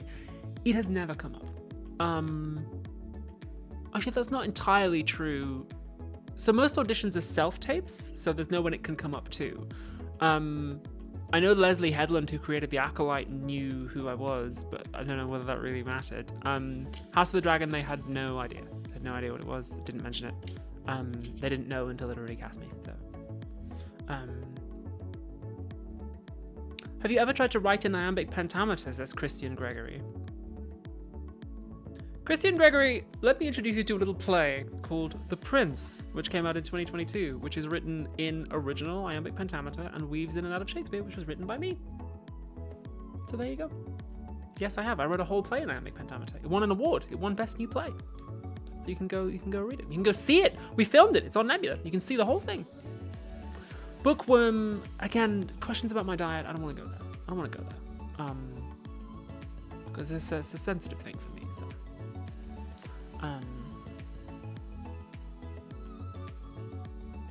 JH says, if they did another Star Wars show, would you want to do it again? Yeah, I think I would. I had a really good time on The Acolyte. Like, working with Disney was good. They expect the best, and I like that kind of hothouse, you know? I mean, obviously it would depend on the role and on the contract, but I would be very happy to return to Star Wars. I'd be very happy to return to work for Disney again. Like, I had a good time with them. And also, I'd be very happy to return to working for Leslie again, because she's super. I've been texting her a little bit, actually, and I'm going to go and see Leslie's play in New York in December. She's got a new play out called The Cult of Love, so I'm going to go check that out in December. That'll be good. Linny Beep says, would you still like to play Mark Antony? Yes, I think I would. That would be good. Eric Kreiner says, I didn't know The Prince was in iambic pentameter. Yeah. Go watch it. That's like part of the plot, is that there's key moments where characters break into or out of iambic pentameter. So, Jamie Does Math says, what's your preferred lightsaber form? You think I need a Jedi weapon? Ensign Eurus doesn't need a lightsaber. She has the powers of the Force. The power of two. The power of many!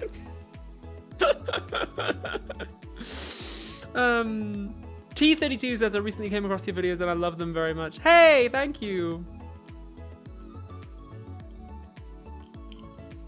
Queen Stodge says, a lot of YouTubers have tried to break into acting, but you seem to have been the most successful at it so far. Fingers crossed. What do you think you did that's different? I mean, I think the main thing I did was I went to drama school. I went to professional drama school and trained to be an actor. And I was already doing that whilst I was doing YouTube, and YouTube kind of blew up first, and now acting is kind of catching up. Fingers crossed. Acting is a very volatile industry, especially right now. I think the election's probably gonna make some impact on the industry. I talk about that a little bit in the video that's going to be coming out in a week or so about acting. So yeah, I went to drama school. I trained. I got an agent. Still, have a manager now. Yeah. Not an Instrument says, yeah, she didn't break into acting. She's an actress who broke into YouTube. Yeah, pretty much. Yeah, you got it. There you go. Potato Baron says, watch any good anime lately? Yeah. I've been watching Azumanga Daioh, which I'd never watched as a kid, but is a kind of classic. I should watch an episode of that before I go to bed, actually, with my second glass of wine. That'll be fun. I'll check that out.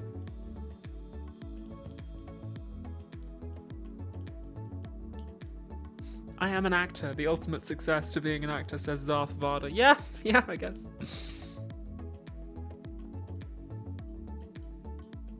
In The Prince, does everyone at the dinner get poisoned?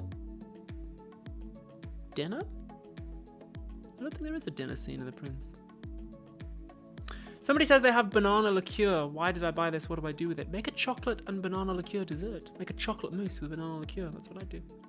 Weird says, this is my first live post-mortem stream. Yay, thanks. We're celebrating 1.6 million subscribers by drinking, which is bad. Don't drink on stream, but hey, I break the rule just this once.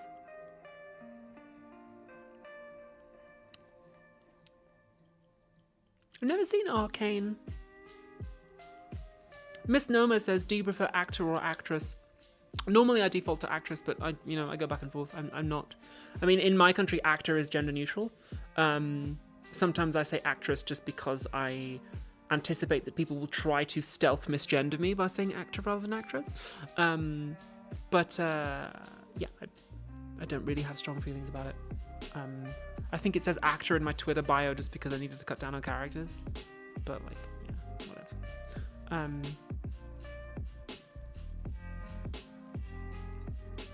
Karina Freeman says I can't drink, have an MRI coming up. I didn't know you couldn't drink before an MRI. Also, good luck. I hope everything's, healthy.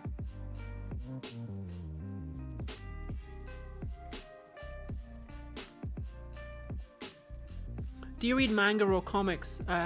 Generally, no. I should, actually. If I was ever in a comic book movie, I would. But,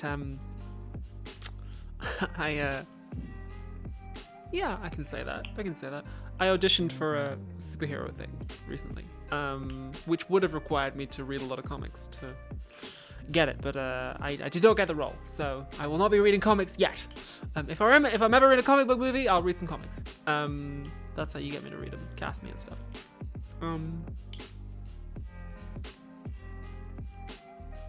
Have you thought about leaving Twitter for Threads or Blue Sky? I'm on Threads and Blue Sky.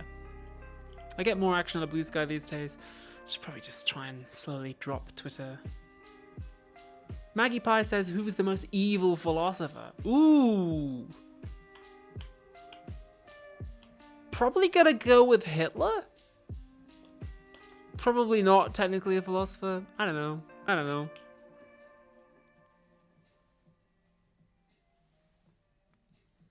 What superhero would you most want to play, says Not an Instrument. You know what? I'm going to decline to answer that. I know very clearly what my answer would be. If the head of Studio X ever calls and says, Abby, what do you want? I know what I'd say. I have two answers. One is my, like, this is what I'd love to do. And one is my, like, but I know you're not going to let me do that. So here's my real offer. Which also they wouldn't let me do. But, I do have an answer in mind. But, there you go.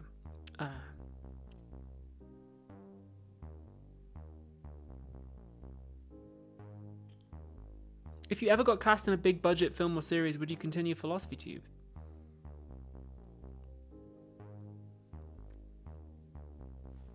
I don't know how to say this. Callum Barrows, have you heard of a show called House of the Dragon? It is by the numbers the biggest TV show in the world, and I am in it, and I have continued Philosophy Tube. So there's your answer to that. There you go. Miss Noma says, I think you'd be a killer Mystique. That would be fun. I'm not sure I quite have the body type for that. I think Mystique should be played by a trans actor, but if it was me, I'd give it to Hunter. I'd give Hunter Schafer that.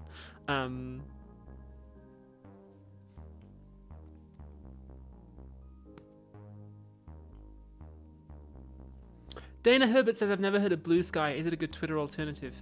Yeah, I think so. Yeah, I enjoy Blue Sky. It's good. Did you ever go skiing, says Joran Baplu? Yeah, I did. I like skiing, actually. I haven't been in years and years and years because it's like super expensive, but yeah.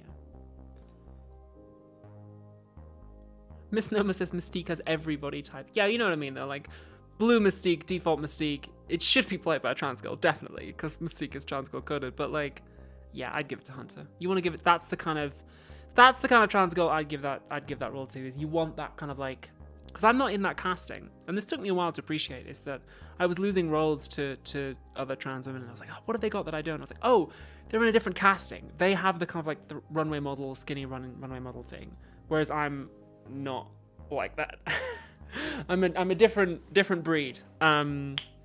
So that's why I play roles like Shariko, and why I audition for roles like bzz and thing that I can't talk about. And why I really want to get this role in, if that ever gets made. And if ever does get made, then is the role that I would absolutely want in it. So yeah.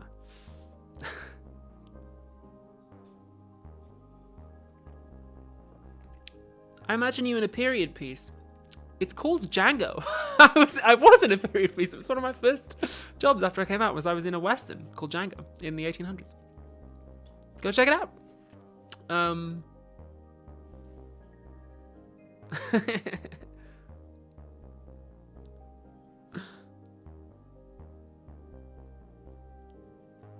Silver Paulson says, I'd love to see you as Lara Croft. I'd love that too. I think I'm not sure who they are considering for the role, but I don't think I'm big enough to be considered for it yet.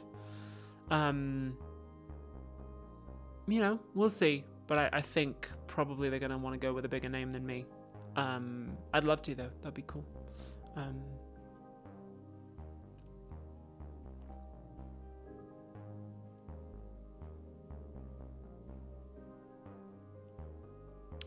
Oh, Yohi the Third says, how did you figure out acting was the path you wanted to follow in life? Well, that's a really good question. When I was at university studying philosophy, I didn't really know what I wanted to do the rest of my life. I thought, you know, maybe I'd become a lawyer or a barrister or something. I didn't really know. I didn't know what I wanted, and then I sat down and I asked myself. I just went through everything I did in my life, and I asked myself, how would I feel if somebody told me I could never do this again?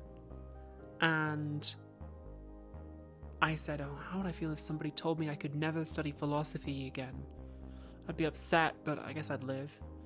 And then if somebody told me I could never do stand-up comedy again, which I was doing at the time, I'd be like, God, I'd be relieved. I hate doing it. It makes me miserable. And then I got to acting, and I was like, if somebody told me I could never act again, I'd be devastated. I wouldn't want to live. And then I realized, I was like, oh, that's what I'm made to be. I'm an actor. I've got to do it.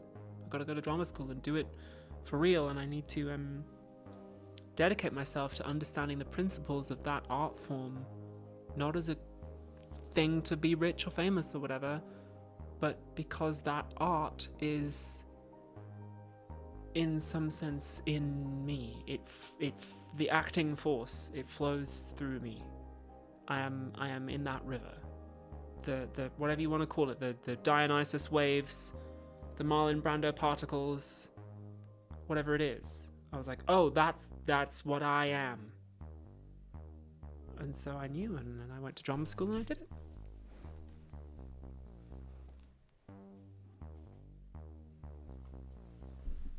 That's how I found out. Monty Hickey says, how does it feel to have people recognize you from your acting roles rather than YouTube? It's nice. I like it. I mean, I like them both. Yeah. I'd say YouTube is something I do. YouTuber is a thing that I do. Actor is a thing that I am. As I say, like that river flows through me. So yeah, it's nice when people recognize that. Edgy Syke says, Dracula's ex-girlfriend, what inspired it? Ooh, good question. I will tell you on a future video that won't be a mainline Philosophy Tube episode, but it's going to come out in a couple of weeks, and I've made a video about Dracula's ex-girlfriend and like what my acting process is, what my writing process is. So you'll hear all about it then. So there will be one more video on the channel this year. It won't be a full Philosophy Tube episode, but it will be a video about acting and writing, so you'll get it then.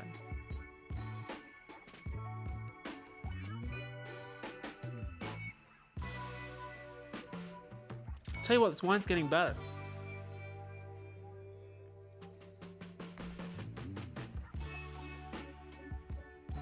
Emily Nelson says that's a really cool way to figure out what you want in life. Yeah, I mean, being frank with you, I applied a similar test when I was coming out to myself. I was just like, okay, I think I want to transition.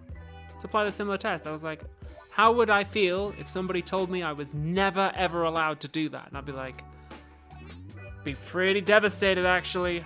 Be pretty devastated. Would hate that. And then I said to myself, okay, how would I feel if somebody said I actually had to transition, that I was not allowed to stay as I was, but actually God came down and was like, no, you actually have to do this. And I'd said to myself, I would be so relieved if that happened, actually. That would be great. And then I was like, oh, I guess that answers that then. Ta-da! So, yeah.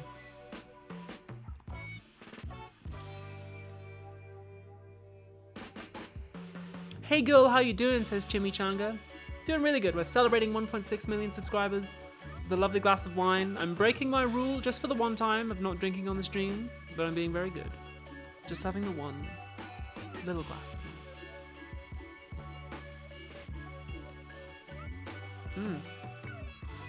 That's nice. It's real nice. Okie dokie. Why don't we hang out for another 5 or 10 minutes? Get your final questions in. And then I'm going to go and relax a little bit.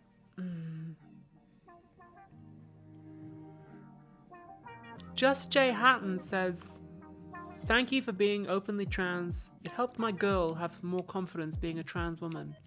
Hell yeah. I don't know whether you mean my girl as like your partner or my girl as in your child. But either way, like, I'm really happy. That's great. That's awesome. What's your brand of eyeliner? Says Samala Abdulal. I think I got this one in Sephora in the US. It was just like an emergency, like, oh god, I've run out of eyeliner. I need one, so just got it. And then I use that, and then I also use a very fine brush and a little bit of black eyeshadow just to set it and to tidy it up. So that's the trick.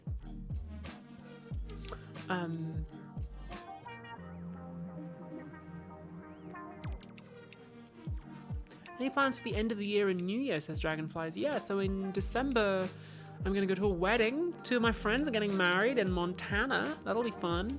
Going to see a couple friends who are going to be at that wedding. Going to stop off in New York on the way back, see Leslie Headland's new play, and then I'm going home for Christmas. So it's going to be nice. Yeah. Would you like to work in voice acting, says Lady Boog Scoots. I do. I was in Baldur's Gate 3. I've done a couple video games. I'm in an audio drama coming up called Faithless. So yeah, I do voice acting too. I like it.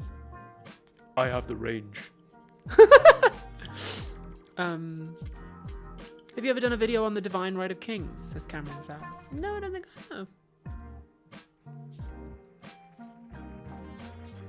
Oh, Christoph Magnus says, glad I caught the stream. Nice to have something relaxing to chill out with. Hell yeah.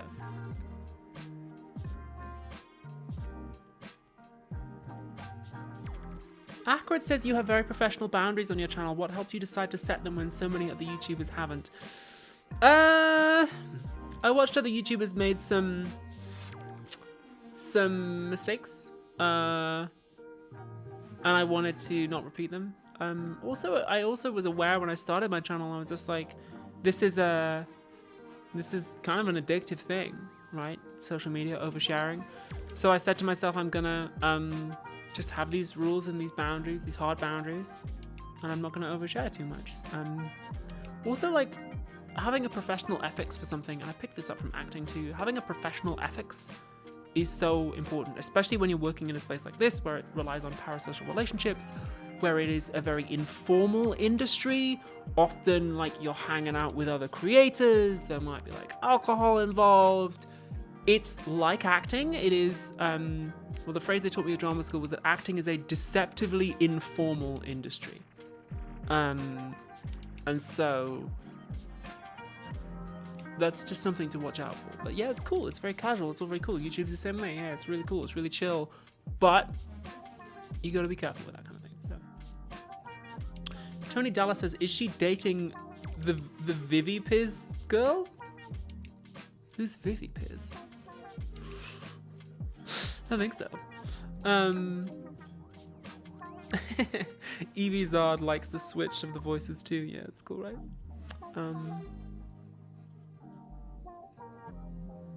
What's your experience with improv? Says Bob. Yes, and I did improv for years. I did comedy improv at university, but also like a lot of my drama school training was improv based drama improv, not comedy. So yeah.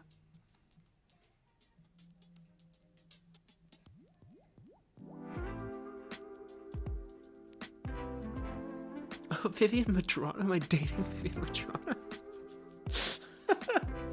Well, I have a rule that I never identify the people that I'm dating, so I can't really answer that either way. As in, I never identify people whether I'm dating them or not. So I can neither confirm nor deny that, but that is an insane and hilarious rumor. Because of my rule, I can't even say no. I can't. But yeah. No. I think I've met Viv like twice. She's cool. She's really, really cool. Anyway, Why don't we wrap up in 5 minutes? Hey, Pompous Rumba says, started watching you from your latest YouTube video. Thanks for bringing back my joy for studying philosophy. Hey, alright, thank you. That's awesome. Ms. Noma says I never tell people if I'm dating them. Nice. Catty Pat says, opinion on cat girls. I'm pro. Do you read a lot of newspapers, says Rempel. No. Are you dating Danny DeVito? No, I've never met Danny DeVito. No, I haven't, no.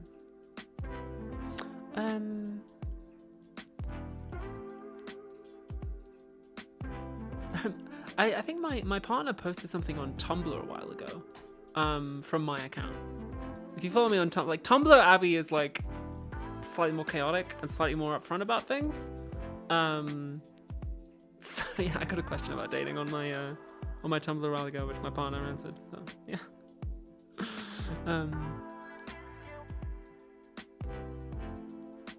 Lipsy says, "Oh, it sucks. Just caught your stream." Wow, you can always rewind it back.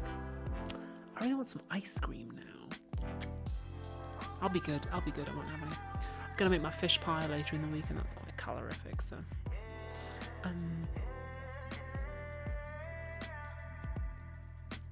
who is the person you most want to act with? Says Armin Gooks. Ooh, that's a great question. It's a long list. Yeah, like every actor. So many actors. All of them. Everybody. Anybody. Would you go on Traitors? Says KBZ. Maybe if the offer was right. Horror Fantastic says, do you date women or men? I mean, I'm bisexual, which means I'm attracted to every woman and a small handful of men, some of whom later become women. That's the real thing that happened to me. I did go on a date with someone a while ago and had a wonderful evening, and then they ended up coming out a few months later, and I was like, oh damn. Retroactively gay. So yeah, you know, if you're hot, give it a shot. Unless you know who I am from YouTube, in which case I have a rule that I never date anyone who knows who I am from YouTube. So,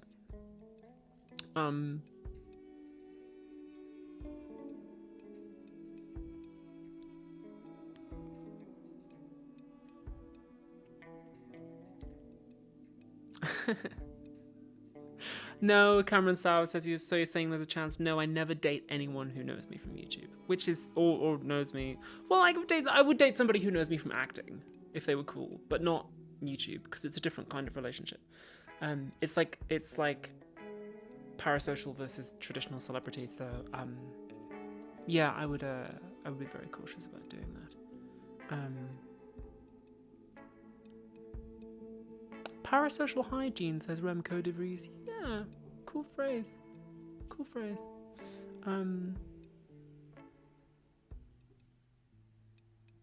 Queen Stodge says, favorite ice cream flavor? I love to get chocolate fudge brownie and a cookie dough and mix them together. It's real nice. Anyway, why don't we wrap it up? I am going to take off my makeup, pour another glass of wine, and watch some anime before bed. That's gonna be real nice. Have a lovely night, everyone. Thank you so much for tuning out. This was a really nice stream, and hey, 1.6 million subs. That's awesome. That's really cool. Have a wonderful night, everybody. Take it easy, and yeah, have a good one. New video coming in a couple weeks. It's about acting. It's not a main philosophy tube. It's about acting and writing. So.